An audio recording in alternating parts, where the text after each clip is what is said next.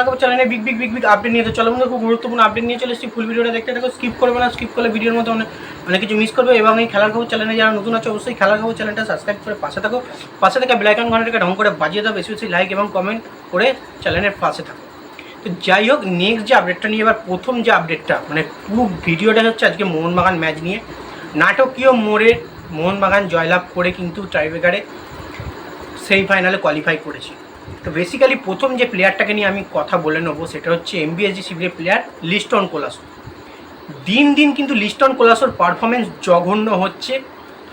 Liston কোলাসোকে first 11-এর chance দেওয়া বন্ধ করুক, আমি চাই ফার্স্ট 11-এর চান্স দেওয়া বন্ধ করুক প্যানস। কারণ এই জঘন্য পারফরমেন্স মানে হচ্ছে লিস্টন কোলাসো বল নিয়ে উঠছে, লাস্টে গিয়ে কিন্তু উল্টো পাল্টা মিস করছে। বল নিয়ে উঠছে দেখা যাচ্ছে, তারপরে কিন্তু বলটা বাইরে মারছে বা কর্নার মানে ব্যাকই করে দিচ্ছে। মানে তার পা থেকে একটা সলিড কাটিয়ে নিয়ে গিয়ে গোলও দেখতে পাচ্ছি না, সেই পুরনো লিস্টনকেও দেখতে পাচ্ছি না।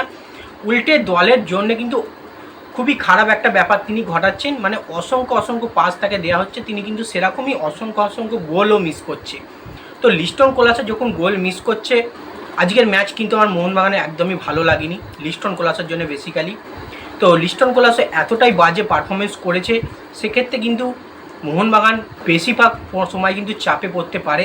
লিস্টন কোলাসোকে আমি চাই অ্যাজ এ সেকেন্ড হাফে না বা প্রথম থেকে কিন্তু লিস্টন কোলাসোর জায়গায় অন্য একজনকে চান্স দিক, সে খেলুক। কারণ লিস্টন কোলাসো আশা করছি ছানতে চান্স পেয়ে গেলে কিন্তু লিস্টন কোলাসোর জায়গাটা সেই সেকেন্ড হাফেই হবে। তো লাস্ট দুটো ম্যাচ দেখলাম, প্রায় 5 থেকে 6টা করে গোল কিন্তু তিনি মিস করেছেন। আজকে কোয়ার্টার ফাইনালে এসেও কিন্তু সেম জিনিসটা করেছে। এবং লিস্টন কোলাসোর খেলা কিন্তু আমার একদমই ভালো লাগেনি, জঘন্য লেগেছে। চাই কোচ প্যানাজিওটিস লিস্টন কোলাসোকে সেকেন্ড হাফে নামা 75 মিনিট 70 মিনিটের মাথায়, তার আগে কোনো নামানোর দরকার নেই। কেন অসংখ্য গোল মিস করছে, একদম পুরোপুরি অফ ফর্মে আছে। এবং নেক্সট যে লাস্ট আপডেটটা যেটা নিয়ে কথা বলে নেবো তোমাদের সঙ্গে, আবারও কিন্তু প্রমাণ করলো বিশাল ক্যাথ সে দেশের 1 নম্বর গোলকিপার। এবং তার জন্যে কিন্তু আবারও মোহনবাগান ডুরান্ড কাপের সেমিফাইনালে কোয়ালিফাই করলো। বিশাল ক্যাথ এর আগেও প্রমাণ করিয়েছে, দলকে চ্যাম্পিয়ন করিয়েছে, দলকে ফাইনালে সেমিফাইনালে নিয়ে গেছে।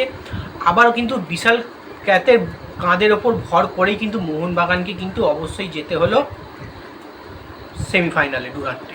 তো সেক্ষেত্রে লিস্টনের একদিকে খারাপ পারফরমেন্স এবং গোলকিপার বিশাল ক্যাথের একদিকে দুর্দান্ত পারফরমেন্স। বিশাল ক্যাথ হয়তো যদি না আজকের ম্যাচটা ভালো খেলতো, টাইব্রেকিংয়ে সে যদি না সেরা প্লেয়ার হতো, সেরা গোলকিপার হতো, তাহলে কিন্তু আজ মোহনবাগানকে হারতে হতো। তো সেক্ষেত্রে বিশাল ক্যাথকে একটা স্যালুট দিতেই হবে। তার জন্যই কিন্তু মোহনবাগান আজ একটা ডুরান্ড কাপের সেমিফাইনালে উঠতে পেরেছে। মোহনবাগান সমর্থকদের সম্মান রেখেছে, নাহলে হার্ট ব্রেক হয়ে যাচ্ছিল। যে লাস্ট টাইমে যখন খেলাটা হচ্ছিল, টাইব্রেকার সবাই গোল করছে, গোল সেভ হচ্ছে না, শেষ টাইমে গিয়ে কিন্তু বিশাল ক্যাথ বাজিমাত্তা করেছে।